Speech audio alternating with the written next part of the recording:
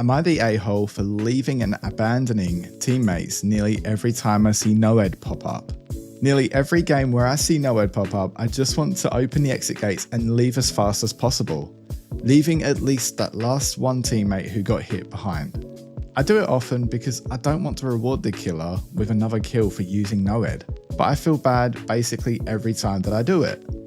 I especially do this if I suspect Blood Warden, such as a game I played today where there was a Freddy slugging a survivor with Noed. So it seemed obvious that he had it, where it turned out that he did. Basically, is it reasonable to leave, or am I a bit of an a-hole player for doing this? The way I see it, if the downed player wants to be mad at someone or something, they should blame the unfun to play against the perk Noed rather than the people leaving them. I personally never complain when teammates do this to me, but do a lot of other players feel the same?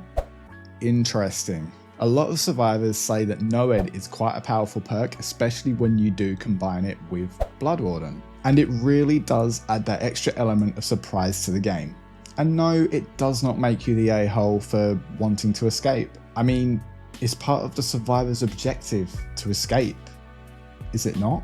Personally, when I see Noed pop up, I like to just go look for the totem and get it cleansed. But I also know that not all situations are the same.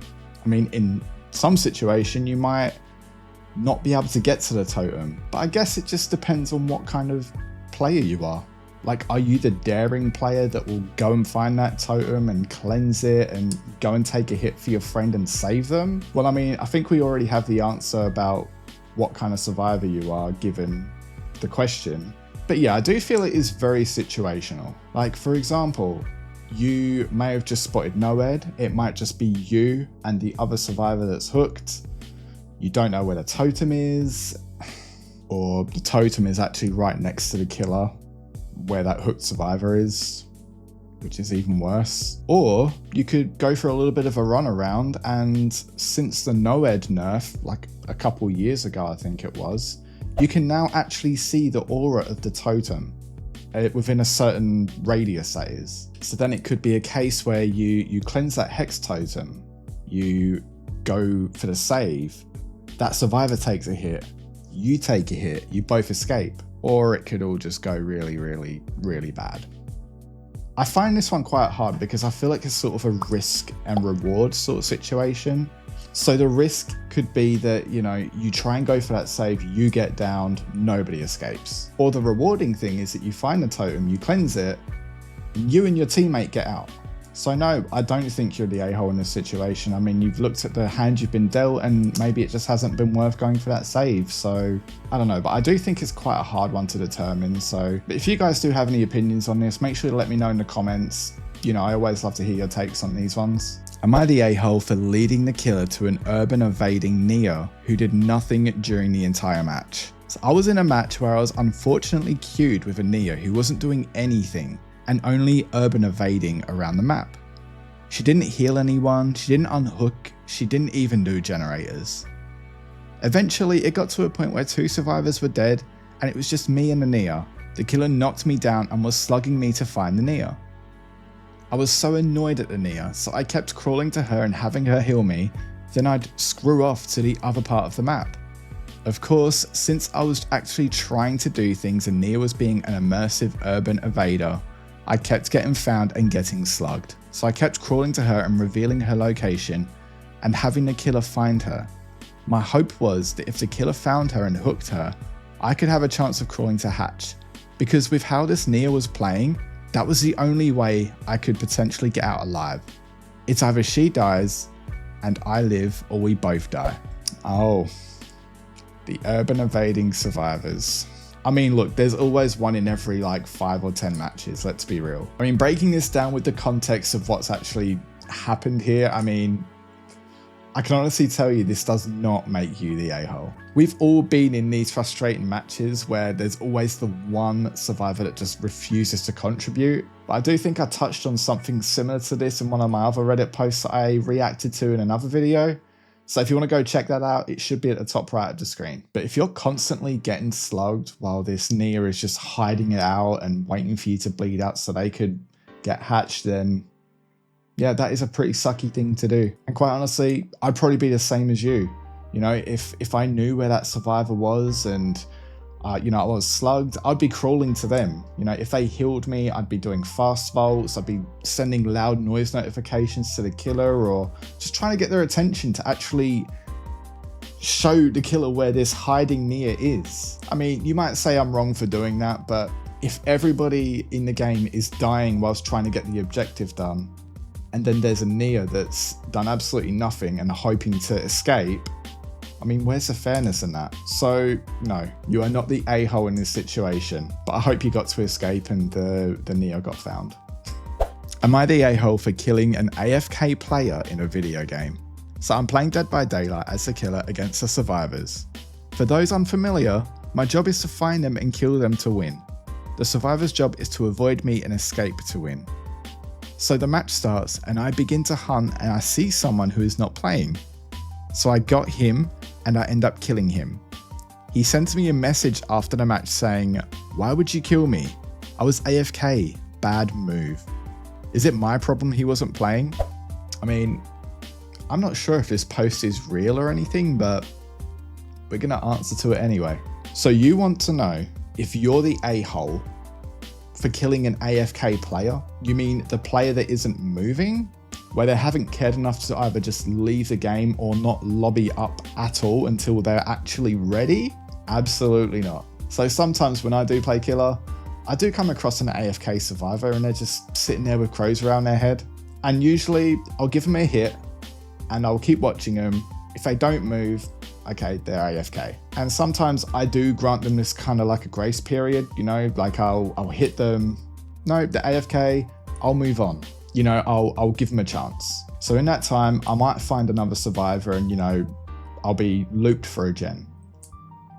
I mean, it is me, so I'm probably going to get looped for more than like 5 gens as a killer. But anyway, if I do go ahead and get to hook that other survivor and I still see that AFK survivor from earlier is still not playing, then yeah, I'll hook them. I mean, I'm still playing the game normally. If it's not my problem if they're not sitting at their PlayStation or at their PC at the time they've loaded into a game. I mean, free kill, I guess. Especially the message after the game is where they're complaining about being killed while they were AFK. Like, that is wild to me. Why do you care enough to be killed whilst you're AFK?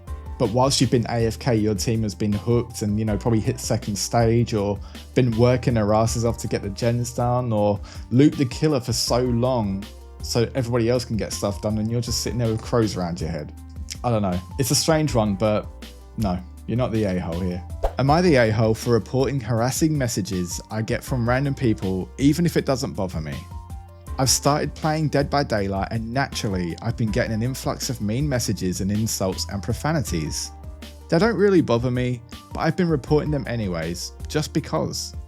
And every report has confirmed the other person violated the rules and resulted in at least a warning to the other player. There hasn't been anything egregious, but one of the people that got a warning messaged me again and called me a slug. I want to report him again just because he keeps messaging me. So does this make me an a-hole? I mean, it's not much of a Dead by Daylight gameplay kind of question I usually answer, but yeah, we'll give it a shot. I think the first thing that we need to understand here is just because it doesn't bother you, doesn't mean it's not going to bother the next person. I mean, it could upset someone else, you know, depending on, you know, just how bad these messages are. Yeah, I think it could be quite bad. So I think reporting these messages are absolutely fair, whether they offend you or not. I mean, I personally don't understand how people get salty over pixels on a screen, especially enough to bring another person down about, like, you know, their appearance or many other things, I guess. Like, I bet they're quite fun at parties. But no, it definitely doesn't make you an a-hole for reporting these messages. A lot of consoles or services have their own terms of service or terms of use and things like that. And obviously you're meant to read them, but I mean, who reads the terms of service? Let's be real. I feel like a terms of service is something you just know. No calling other people names or no, I don't know. Nah, if anything, it just makes you one of the good people because, you know, the next person they message, you know, they might find it quite hurtful. So if you get this user a warning, or if you get them banned, like, you know, you've just saved someone else in a sense, you know. So, you know, short and sweet. No, you're not the a-hole here. GG's, and I really hope they had their account terminated. Am I the a-hole for not playing games that my friends bought me? My friend bought me Dead by Daylight for me a week or two ago. I played with him a couple of times and I told him I really liked it, but in reality, I don't really like the game that much, and I dread playing it. Since then, he's been asking me repeatedly if I want to play, and I keep blowing him off, and I feel really bad over it. He bought the game without me knowing, and I'm really appreciative of that. I really don't know if I'm in the wrong for playing it through with him. I mean, firstly, your friend bought you a game without your knowledge and just sort of sprung it on you. So I mean, how did you know that you were gonna like or dislike the game? And I do find that Dead by Daylight isn't a game that everybody will enjoy. It's really not for everyone. Like, you know, some people say it can be quite a stress-inducing game. And I feel it's very easy to feel burnt out when you've played Dead by Daylight for an extended period of time in one sitting. But all in all, it doesn't make you the a-hole for not wanting to play a game that you're not enjoying.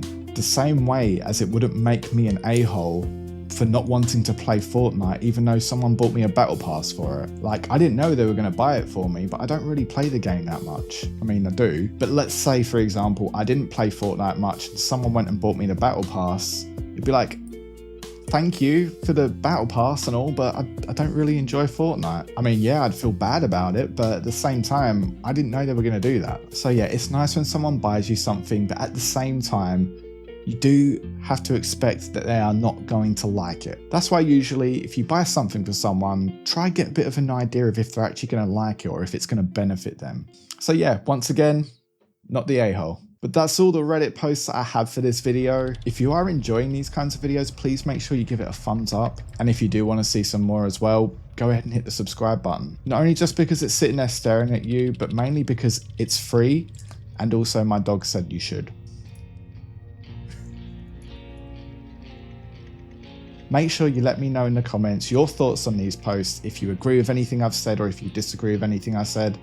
As always, I like to hear your thoughts as well. And please remember, this is all just opinion based. I'm by no means a master at this game or think I'm always right. And if you do find any Reddit posts you'd like to be reacted to in a future video, you can go ahead and send them to this email address here. But with that, gamers, as always, stay safe and I'll see you in the next video.